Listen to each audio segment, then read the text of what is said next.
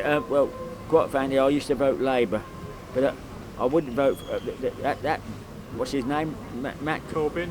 Corbyn, yeah. When he turned around and said about our defence, he turned around. Our submarines, if they go to sea, they can't take nuclear weapons. And I thought, well, what's the good of having them submarines? And they're to do a job, well, to put Putin in his place. Yeah, that's the thing. So talking about Jeremy Corbyn, do you think he'd make a good or a bad Prime Minister? He's a bloody idiot. No, don't want a communist leader in this bloody country, mate. We fought with them during the bloody war and afterwards. No way. Oh, he won't become a Prime Minister, will he? He's a million to one. Although he's a nice bloke, I'd go and have a pint with him, but I don't think he'd be a Prime Minister. I don't think he's Prime Minister material. I think he's got good ideas, but I don't know if he's got the right ability to execute them, and that's what we have the problem with Parliament at the moment, is there's ideas which we need and ideas which we don't need, and people are executing the wrong things. Probably shouldn't say that. Not a lot of nice things. I had hopes for Jeremy Corbyn. I thought that Jeremy Corbyn at least represented something, at least stood for something.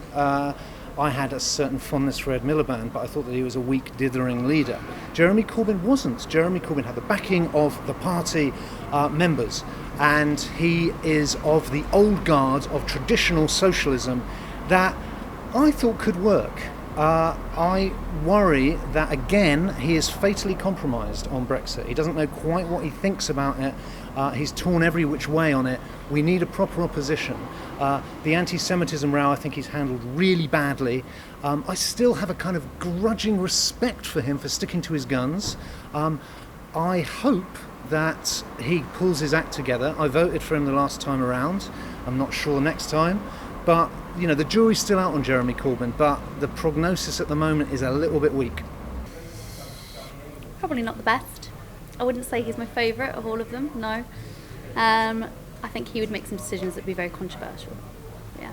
I think he's got top qualities for the people, isn't he? He is in touch with the people, yeah. The thing is, I mean, because what he stands for, they slate him. I mean, the media and that, don't they? They slate him. He stands up there, you know, because he's a peace-loving man. He doesn't want to war and he wants to talk with people. You know, he gets slated for it. They absolutely, what they do, they blacken his name now, don't they? Trying because he's talking with the IRA. But he's not the only one. For the many and not the few. That's right. And Thatcher was doing that as well. Yeah, exactly. Yeah, and don't forget, she let them poor blokes die as well, didn't she? Bobby Sands and all that, didn't she? Yeah. Let's not forget that. Yeah, he's for the people. He's not for himself. The Liberal Conservatives are for themselves, nobody else. He's a walking disaster. Because of his policies? Is there a policy because of his rather low level of intelligence, I would say. What type of policy do you think he would sort of implement and that could be a disaster for this country? Ideologically motivated policies of the unthinking left. It's difficult to say, really. I think his heart's in the right place and he has some good ideas and things, but he doesn't come out enough.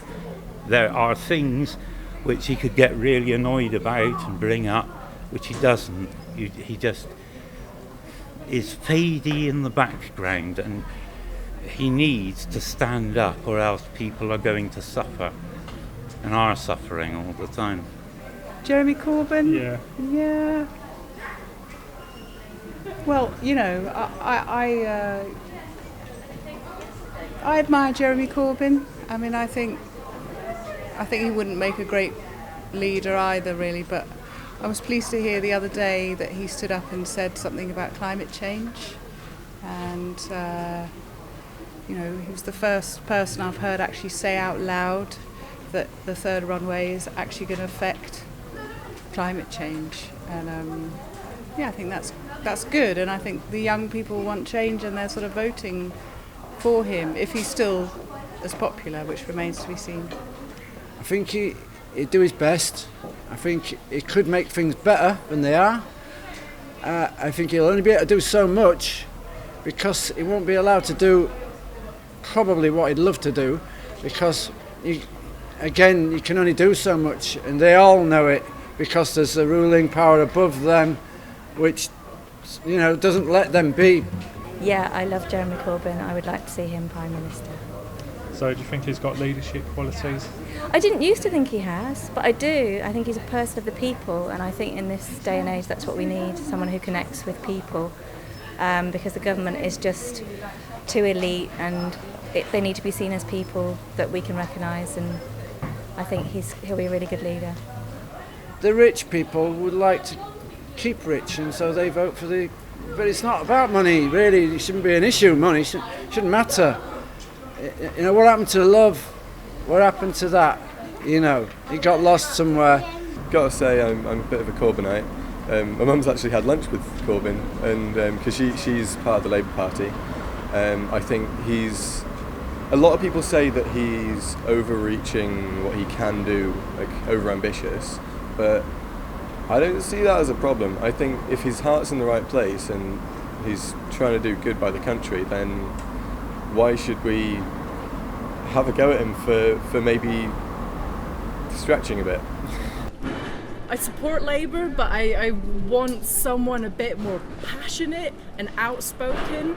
Our local Labour candidates are great, and I feel that they really represent what I'm doing, but I kind of want a Labour leader to be really shouting the cause of Labour and not quietly sort of towing the party line or whatever.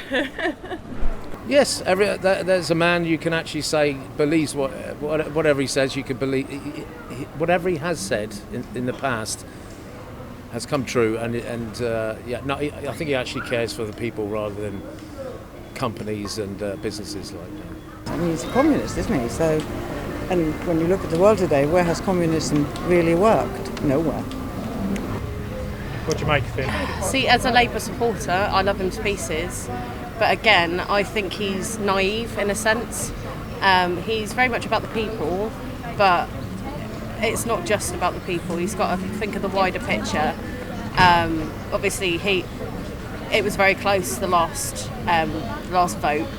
I think that he's got potential if he was given the chance.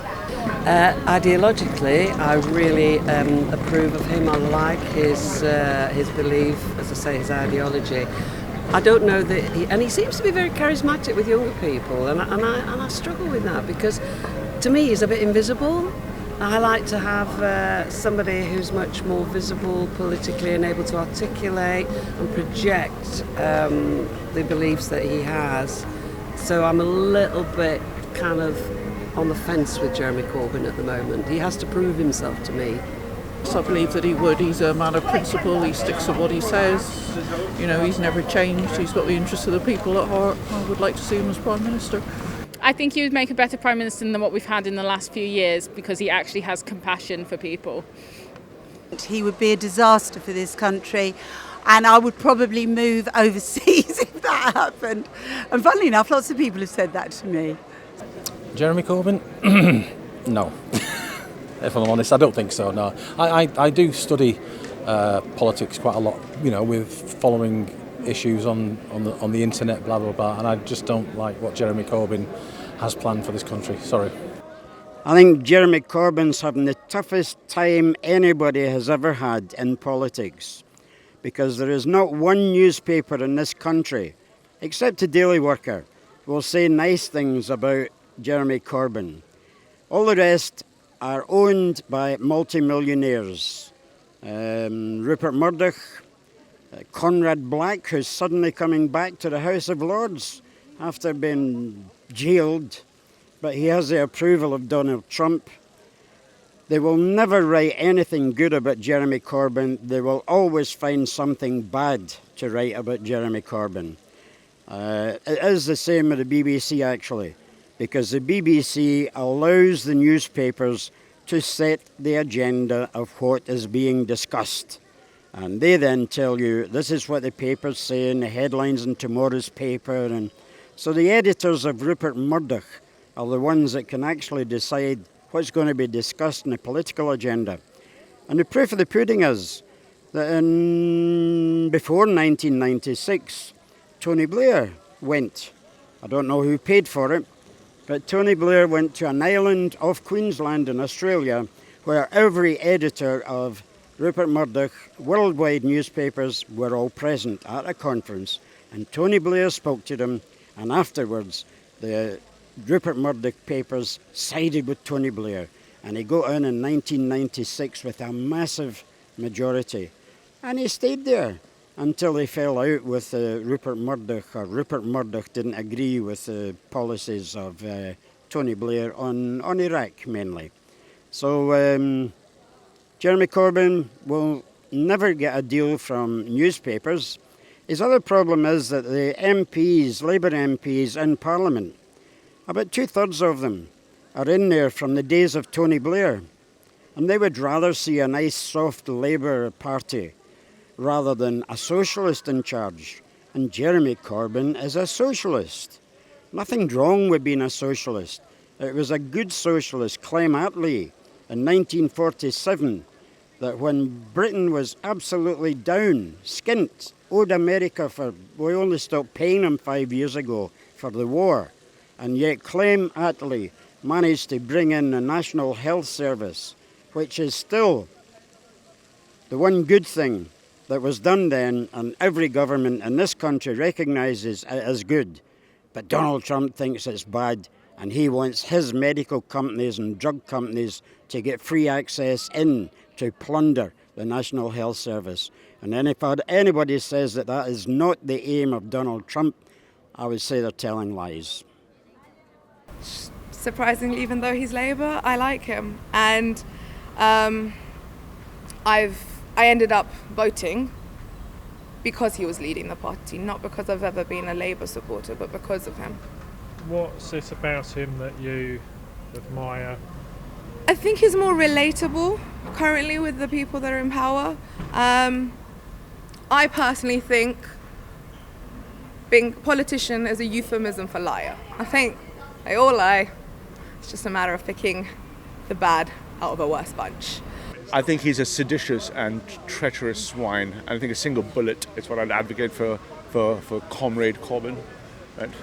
Jeremy Corbyn, amazingly, thinks that Venezuela, a country which now has mass malnutrition with the longest, not necessarily the largest, but the longest lasting oil reserves in the entire world, has mass malnutrition where you no longer have pets on the streets because people kill them and eat them. He seems to see that as a role model for Britain. And yes, we could probably do just as well as Venezuela, but that's not my dream.